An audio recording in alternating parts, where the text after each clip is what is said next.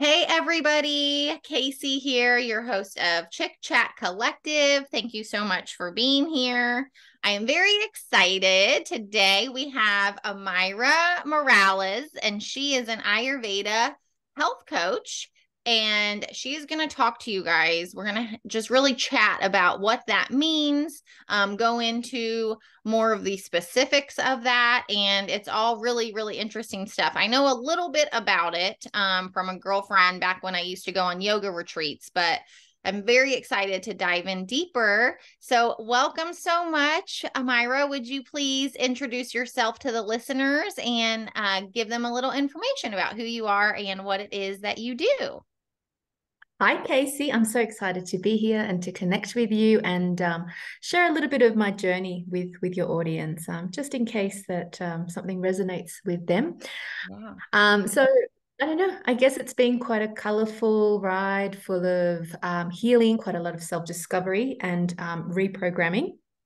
Um, so just a bit of background. So I was in the corporate world for about 10 years, and climbing the corporate ladder felt amazing now because it allowed me to live in a very privileged area of Sydney. I had really beautiful things. I would go on a holiday once, a year. But I kind of lost myself in the corporate world, and sooner or later, my body was going to let me know. And so I left the corporate world because an opportunity came up to manage a photography studio, which I thought would be like a piece of cake. But actually, it turned out that I was working longer hours. I was in a very toxic environment and a place where a lot of their practices were questionable. Now, I guess looking back, I didn't realize the whispers of the universe. So I ignored the little tap which came in the form of indigestion, weak immune system. Like I was getting sick all the time. Um, had rounds of like anxiety. I felt cold all the time. Hair loss, something that I experienced. So I physically like couldn't even run my fingers through my hair Mhm. without just of hair coming out, and experienced quite a lot of mood swings. And then the universe gave me a little pinch, and it came in the form of hypothyroid, insomnia. Like I think on an average, I was getting like 3 or 4 hours sleep. I was feeling tired all the time, obviously because I wasn't resting properly. Stressed out, so the job was quite stressful. I didn't realize that I had candida, and I was riddled with parasites, and then my body came down to about 40 kilos. I don't know how many it is in pounds, but it's very low. Yeah. And I had amenorrhea, so I lost my cycle for almost 8 months. No, Wow. but typically, like I just kept pushing my body through it. No, so then the universe gave me a little slap, and then sent me to hospital due to burnout. And I didn't realize I was also deficient in quite a lot of minerals and vitamins. So, and I think there's no bigger wake up call than looking at the ceiling of a hospital room and realizing that I had no one to blame but me. Mhm. And I was used to blaming my parents and my childhood and ex-boyfriends or whatever, but this was on me kind of thing, no? And I had pushed my body to its absolute limit. And so then I was released from hospital, and then I just kept going from specialist to specialist, trying to find answers, no? But the only solution seemed to be prescription medication. And every time I kept asking, what is happening, there wasn't a solid answer. There wasn't a solution of me like, let me help you get to the root cause. It was just like, oh, it's probably genetics, it's age and every other thing apart from like trying to help me, Yeah. no? Here's some pills to make the symptoms go away. Where were you? Were you in Sydney when all this was going down? Yeah, I was in 'Cause this Sydney. the same thing Yeah. happens out here, right? It's like, let's not actually try to get to the root of the problem and fix you and heal you. It's like, here's just some prescription that we can give you so you feel okay. Yeah, and it's very reactive. No, exactly what you're saying is like, oh, we're just treating, your headaches. Okay, we'll just give you that. Oh, you're a bit down. I will just give you some antidepressants. So it's never really like, let's get to the. Then no doctor really asked me like, how's your sleep going? What's your appetite going? How are you like, emotionally, how you're feeling? So I just felt like, okay, maybe this is the card that I've been handed in this lifetime, no? And because now I guess I look back and I think I put so much trust in the medical system, no? So I outsourced all my health to them, thinking that, okay, you guys have gone to, university, I don't know, 20 years or whatever it is, so you guys know better. And I think a lot of us tend to do that exact Mhm. thing. Now, I don't want to come across as anti-modern medicine, because modern medicine is excellent in really treating, acute conditions and trauma, but I believe it really fails in the prevention of disease, no? Mhm. So yeah, and all my tests, some of my tests came out normal. So to me, they were like, that's all normal. No. And this is one frustrating thing that I hear from my clients as well. No, they're going to this, they're going to that, and everything seems normal. It's genetic. Oh, nothing to worry about. You just need to stress less. Just like if I had I don't know, an app on my phone, and I just need to like dial down my stress, as if it was that easy, no? Right. So yeah, that was my experience with the kind of medical system in Sydney, and it's That's frustrating. yeah. Well, and we were just talking before we started recording, and I was telling you, I just went to the doctor actually on Monday because I've been feeling just so exhausted, like past a normal point of exhaustion, where I'm like, is there something wrong with like my brain? I sometimes will get a little dizzy, and I also, my eyesight is getting worse. I know I need to wear my glasses. I think that's a big part of it. But I'm telling the doctor all these things, like sometimes too, I'll hear like this weird signal sound in my head. And I know that sounds so weird, almost like, do you know how you can kind of hear electricity sometimes? Do you know what I'm saying? Yeah, yeah, yeah. And that's like what I thought it was. And I was like, oh, it's just at my house. But then I was visiting somewhere and I was not at my house and I heard it, the exact same sound. And I'm talking to the doctor and he's like, you know, well, we'll check your ear, and if there's something weird with my ear bone, it could be tinnitus or something. Of course, he checks my ears. He's like, no, your ears are totally fine. And we like totally just then disregard the whole, I hear the signal sound in my head sometimes, right? And then they do my blood work. I get my test results back. The only thing is I'm deficient in vitamin D. So he's like, take some vitamin D. Like that's it, and get some sleep.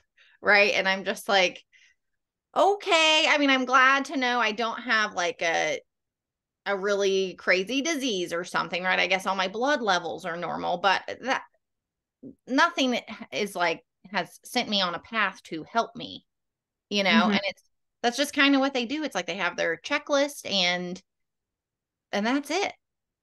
Yep.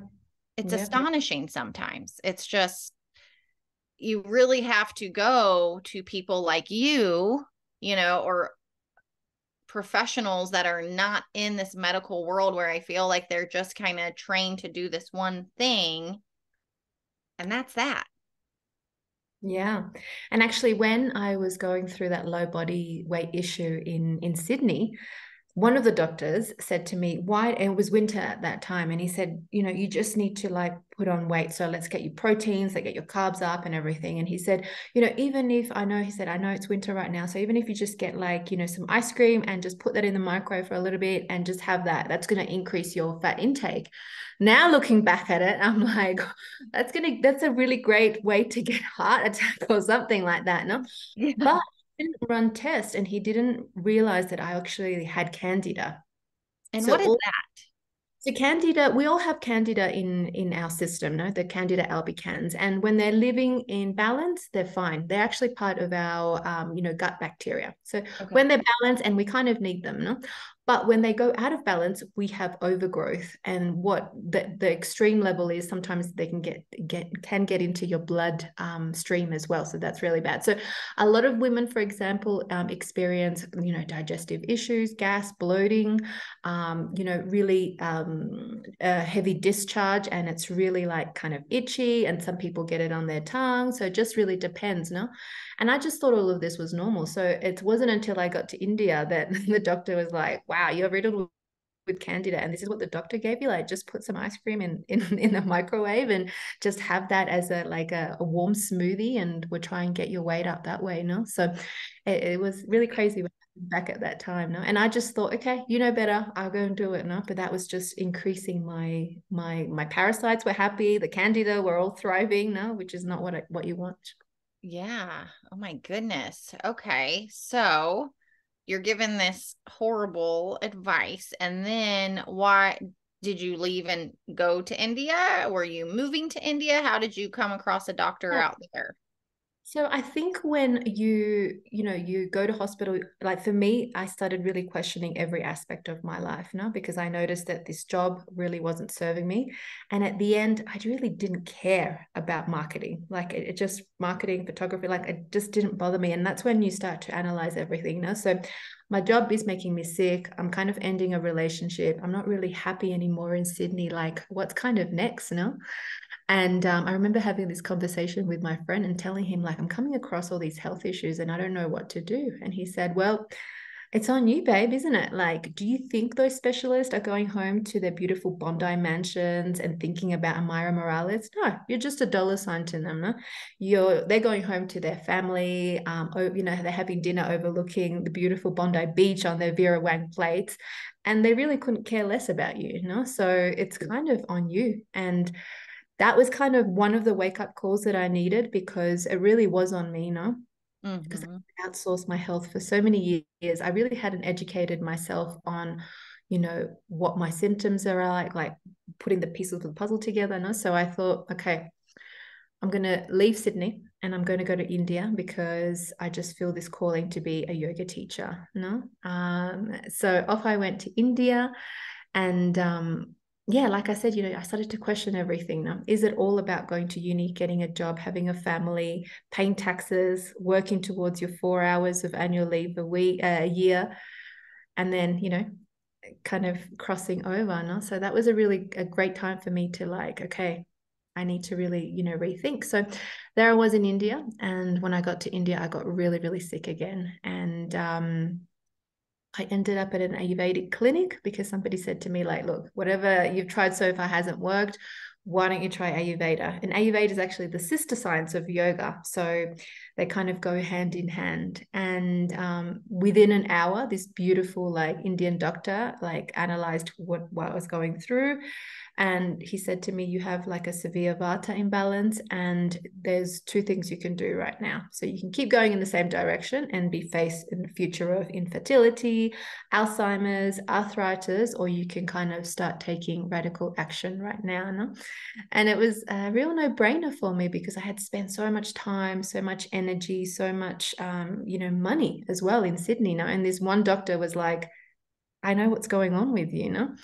So then I checked into his 21-day Panchakarma, which is like a detox program at his spa.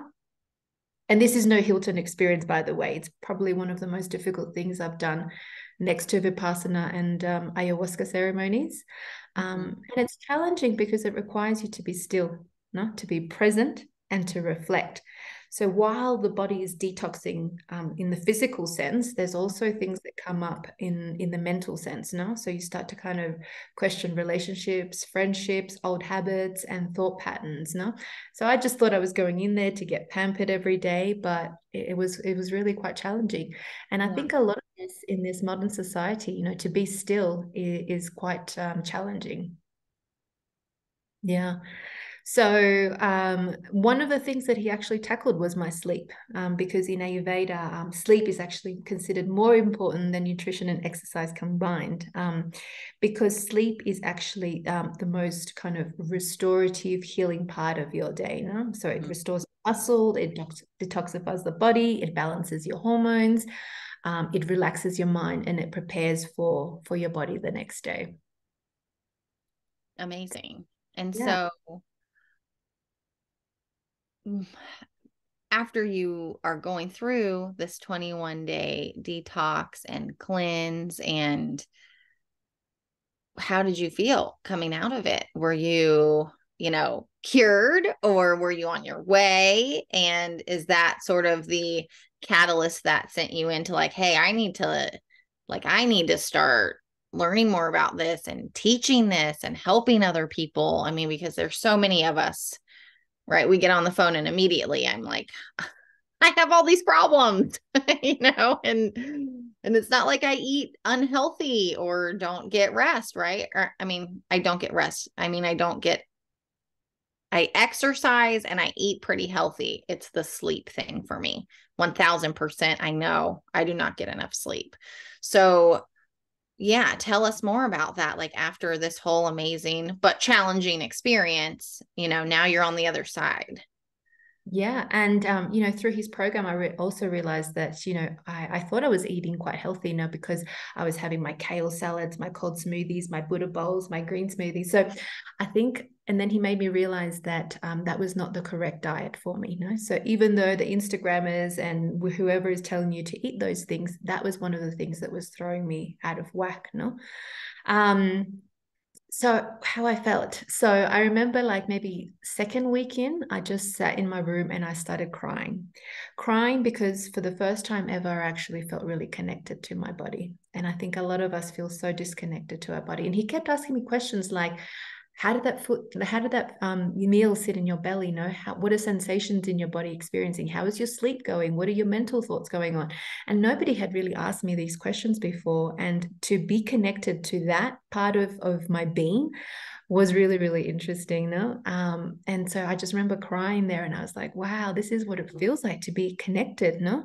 And to have that monkey mind calm down a little bit more, no? And I understand not everybody has that opportunity to just run away to India and jump to a detox program. But for me, like it was probably like one of the most fulfilling experiences that I had gone through, because of that connection that I had. And I think I remember even thinking to myself, like, why don't people know about this medicine? Like, why aren't the doctors back home telling me, hey, like, by the way, there's this other way of doing things, no? Obviously, we know the reasons why, but yeah, it felt amazing, no? And so I remember my skin clearing up. I remember that I had more energy. My sleep improved. I was digesting food without like feeling gassy and bloated and having indigestion. So for me, it was a real game changer to have done that. And I want to go back because I mean, that is what we're told, right? Eat your greens, drink your smoothies, eat your, whole grains. So what was he saying to you that was contradicting that, where he's like, no, this actually isn't like what's best for your body? What were the kinds of things he was telling you to change about that? Yeah, so because my unique dosha, so when you go to an Ayurvedic, a professional, they actually work with your unique constitution. So we've got three unique constitutions in Ayurveda. So Vata, Pitta, Kapha, and Vata is characterized by the wind energy. So my dominant dosha is Vata, no? So when you put wind and wind together, it creates a little bit of chaos. So insomnia, anxiety, indigestion, cracking joints. So he was like, all these green foods that you're having actually do contain a lot of air elements as well, even though they may be healthy for you. But we need to realize that one diet does not fit all. So it's not a one size fits all approach, no?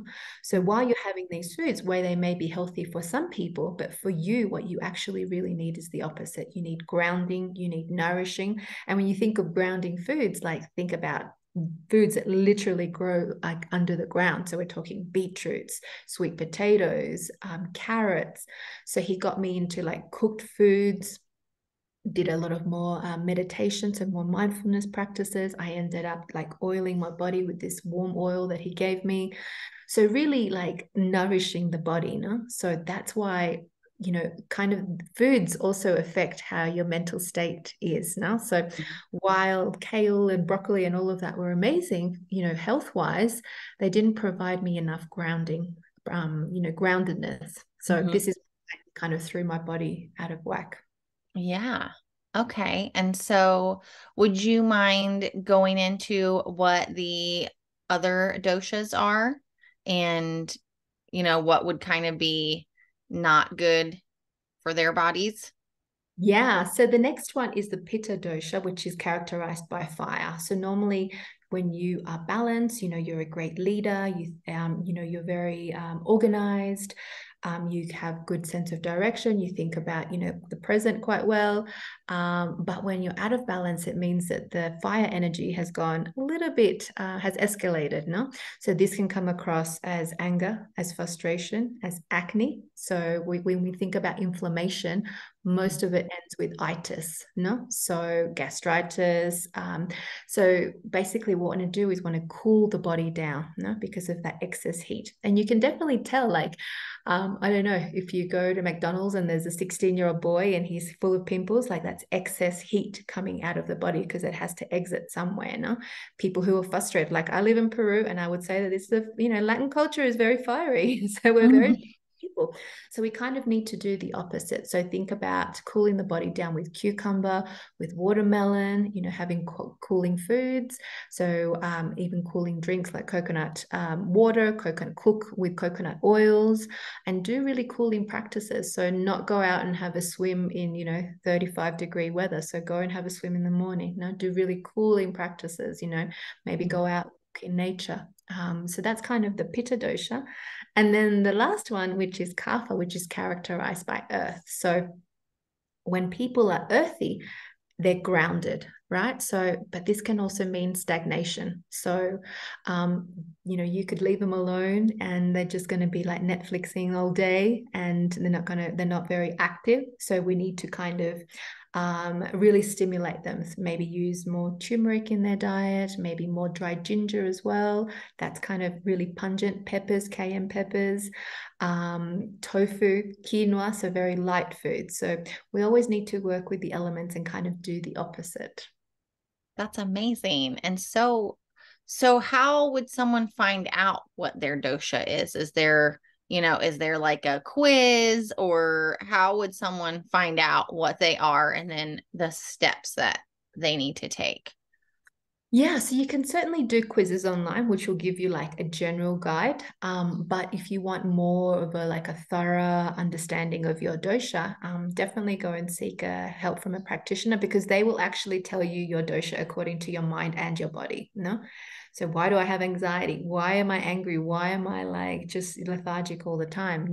And this is kind of work out what's going on in the body and in the mind. So I think the Deepak Chopra Center have a really good dosha quiz that you can just jump online and, just do a general dosha analysis. But yeah, definitely see a practitioner so you can get your mind and your body, the constitution. Yeah. Okay. So let's go back to your journey. So you're having this very, mind body connection you've never had before. You're weeks into this program. And then what happens?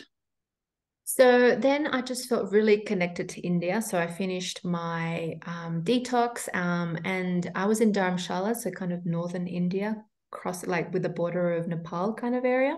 Mm-hmm. Um, and this particular area is very spiritual.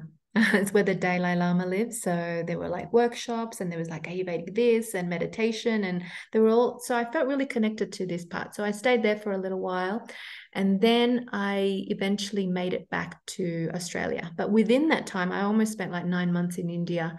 But within that time, I was really absorbing everything about Indian culture and Ayurveda. So I would do like a weekend course here, like a 5-day course here, like podcasts, books, like you name it. I was all over it because I really finally found something that I really resonated with, and it really helped me heal. Mm-hmm. Then I went back to Australia, and then I enrolled in a digestive Ayurveda course, because the root of most of the diseases is the digestive system. So that's the way that Ayurveda likes to think about it. And I think modern science is also kind of backing that up slowly. But we're talking about a science that is like 5,000 years old, so they've known this kind of all along. So then I enrolled in like a really intense digestive health course with Ayurveda in online. And then I remember like I was kind of posting a few things on my private Facebook group that I kind of resonated with, and people were actually really responding to it. And they were asking me questions and like, oh my God, like I have this, or Auntie Jen has that, and like, how do I work this out? So then this kind of little thing like just clicked, this little bell just went off, and I'm like, maybe I can kind of turn this into a business, because I had no intention. It was just for my personal knowledge. Mm-hmm. And yeah, then I pretty much like finished my Ayurveda course and started doing like a business course, like how to launch your business online. And yeah, so I became like an accidental Ayurveda health coach. So that wasn't my intention at all. For me, it was just, really connecting to this medicine and just informing myself more about, health in general. But I didn't realize that all these people were also having these issues, because when you're going through all your health issues, you think like, oh, I think I'm the only one going through this, because everybody else kind of looks normal, or Mhm. everyone just keeps going on through, throughout their day. But I didn't realize like, wow, okay, a lot of people are having sleeping issues. Wow, a lot of people are having digestive issues. So while I kept putting more of these things on posting on my Facebook page, like people were interested. So that's how kind of my business was born. That's so awesome. And how long now has it been since that whole detox in India and you learning really, really how to connect with your body and really what your body needs to thrive? How long, how much time has gone by since then? So that was kind of 2018. So I did my yoga teacher training in May of 2018, and then kind of hung around India for a little while. So yeah, it's been since then. So I've learned so much about Amazing. myself. Yeah. And how do you feel now compared to, right, ending up in the hospital, looking at that ceiling of the hospital to now living in Peru and owning a business over your healing journey, right? And helping heal others, like, but just physically and mentally, how much has changed? Wow, so much. And I'm super grateful, because one of the last sessions that I had with my Ayurvedic doctor, I said, like, what happens? Like, people, because we're always living in our mind, like, what happens when I heal all these digestive health issues? And he said, you will discover your Dharma. And he closed the door, and I was like, I don't even know what that means. But anyway, he was a bit like, quirky doctor as well. So every time he would say something, I was like, ah, okay. But now, like 5 years later, I realized exactly what he means now, because, like, as you mentioned, I'm living in a beautiful part of Peru. I, kind of work with plant medicine myself, and I'm going to ecstatic dance. I'm probably like the healthiest that I've ever been. And I'm actually living this life where I get to help people, no? So I'm living my Dharma, as he says now, because Dharma in Sanskrit has like 16 different definitions, but one of them is really like your purpose, the real reason why you're here. Mhm. And I realized that I had to go through all those health issues, because part of being healthy is getting sick. No? Because if we all had perfect health, we wouldn't really be like, where am I going to invest my money on? Like, I want to get healthy. I want to like buy this and this appliance or whatever it is. No, so we wouldn't appreciate health as much as we did. So I look back at all my health issues with gratitude, and I look back at the medical, system back then who weren't able to help me, because that gave me the real push for me to find answers on my own. No, so then I can go out and help women exactly like myself, who are a little bit stuck, who don't know what to do. They know that they need to improve their health. They just don't know how to go about it. Yeah, that's amazing. I mean, and that is seriously like every woman I know, Mm-hmm. you know, Yeah. none of us are just like, I feel so amazing all the time and so full of energy. And I mean, most of us are mothers to young children. And so I do attribute a lot of that, right? Like, as much as I want to get 8 hours of sleep a night, in this moment in my life, in this phase, it's actually impossible. I have a baby who I'm nursing. I have little kids who come in and wake us up, or who won't sleep in their own bed. So like, as much as I want to, I literally cannot right now, And so for me, I'm like, what are other steps I could take, right? I mean, maybe I should, because I am a big salad and greens eater and not really as many grains. And so I think, and I'm a meat eater too, I eat meat. And so I'm like, maybe I need to start with the diet part and just see if that can, in some way help with the energy and just the burnout, really. The burnout is the best way to describe it. That feeling of just like, stress, being overwhelmed, and being very tired. Yeah. And I think, like, as I mentioned, the root cause of most things is the digestion in Ayurveda, no? So, and we put so much, we're getting our digestive system to digest so much throughout the day, and then all that snacking and then the irregular schedules and all of that takes a toll on you. So when I do my consult, like one of the first things that I do is like give me a food diary of the past 5 days, and I get them just to look at that. And I think that's when they realize that, okay, maybe I am snacking out of boredom. Okay, Mm-hmm. maybe I am snacking out of anxiety, So it's really having a look at our thought patterns around food as well, So Yeah. what we try and do in Ayurveda is just have like 3 solid meals a day. Obviously being very nourishing in accordance with your unique constitution and to balance out your imbalances, and then we try and avoid snacking, because like if you can just think about the digestive system, it's just digested breakfast and it's doing fine. And now maybe you feel like, I don't know, avocado on toast at mid-morning. So now the digestive system's like, okay, I'm just digesting breakfast. Now I'm digesting all these cashews that you're like chucking in.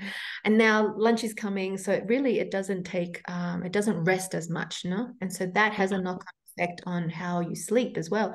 And I think in the West, a lot of us are eating our heaviest meal at night. Whereas in Ayurveda, it tells you to flip that around to lunch being your heaviest because the sun is directly above us at that time. Mm-hmm. And in the evening, it's just like a really maybe simple vegetable soup or like a vegetable curry or something super simple that it's easy to digest. So whatever your heaviest meal, we normally have that in the lunchtime. But I understand a lot of women are running around and sometimes we don't even eat lunch. Sometimes it's 3 o'clock and I get my clients and I'm like, why isn't there anything like around like 12:01? And it's like, oh, I've been running around and I didn't realize I hadn't eaten anything until like 3 p.m. And I'm like, no, Yeah.